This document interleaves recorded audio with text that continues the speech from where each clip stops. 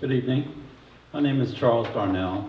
I'm a member of the Sun Poet Society in San Antonio, and it is my pleasure to have written a review of the chapbook, Who Am I, Who Are We, by Christa Pandey. Christa lives here in Austin. She's authored 3 previous chapbooks, and her poems have appeared in many anthologies and journals. Since 2016, we have been challenged individually and as a nation to define who we are and what we stand for. In this set of poems, the author has raised these questions for herself. She lived through World War II as a child and saw her parents' generation experience the redefinition of Germany after the war. During her long marriage to her Indian husband, she watched from afar how Indians went through the generational transition from colonial deference to being free citizens. Living in the USA for half a century, she developed more insight and a keen eye for our own turbulent times. It's my pleasure to introduce Christa Pandey.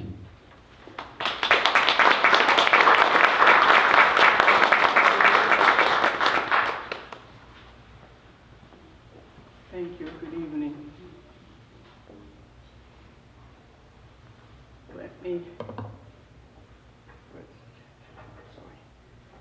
Let me start with one poem that I wrote just about before the last major election, about 2015 or so. The New Darkness. The world has moved from accidental fire stick and torch to candlelight and gaslit chandeliers. Then came the light bulb, incandescent, neon tube, now halogen and LED. Our consciousness expanded with the light. From caves we moved to huts, then homes, from families to tribes, to nations, transportation, global enterprise.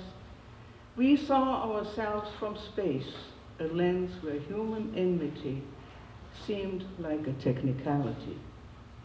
Yet presently, we darken modern lights, diminish any other with fermented speech, foul arbitrary fights, forget the worldview brought to us by astronauts, crawl into tribal caves where outsiders are enemies to fight. The thin veil of civility, torn up, reveals barbarity.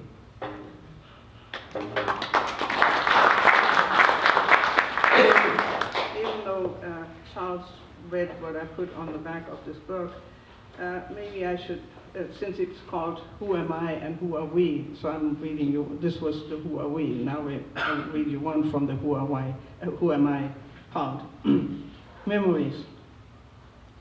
The childhood nights where bombs fell on our house, the broken sleeps spent in the cellar could not summon dreams of spring. Yet spring did come.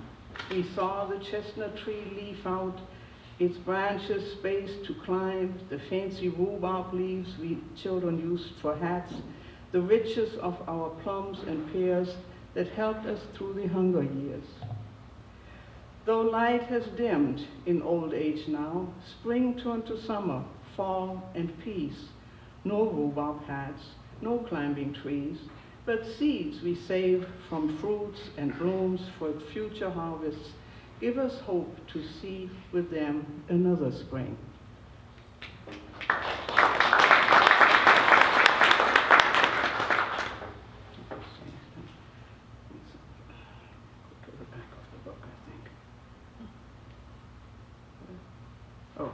Let me read just these 2. Wisdom and science. There was I sometimes get ideas for poems from lines in somebody else's poems, and this was Les Anderson had a line in a poem called The Basic Questions, and the line is, "A day without beauty and pain is not complete. Aren't they 2 wings of the same bird? That was the origin of this poem.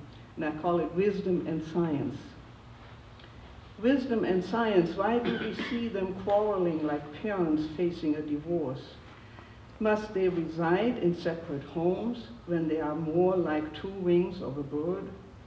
In our detailed focus on minutiae in science, enchantment with the feats computers can achieve, we fail to see where all ideas originate.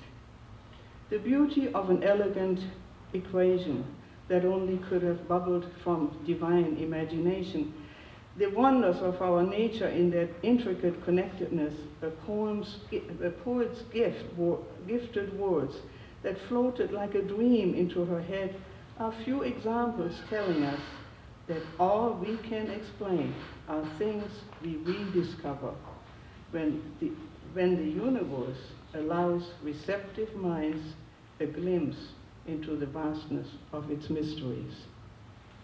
Let me close up with one that may sound strange, but it's called Moonlight Steps. Moonlighting was the name for second jobs, though now they're called, let me start over.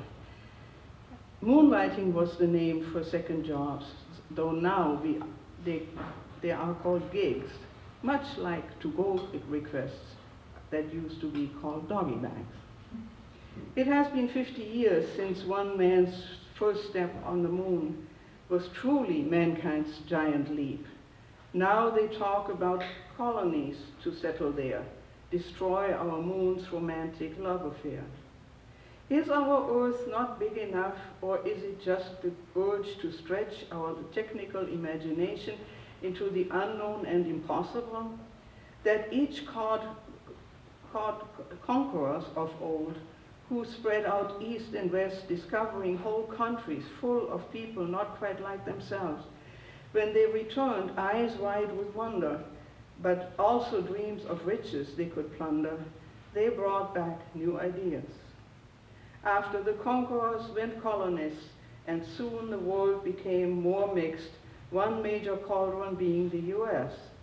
Some think this country had its origin in waves of pure white immigrants, forgetting that shiploads of slaves were needed to grow cotton and tobacco, and Chinese laborers moved east, progressing with each railroad stake.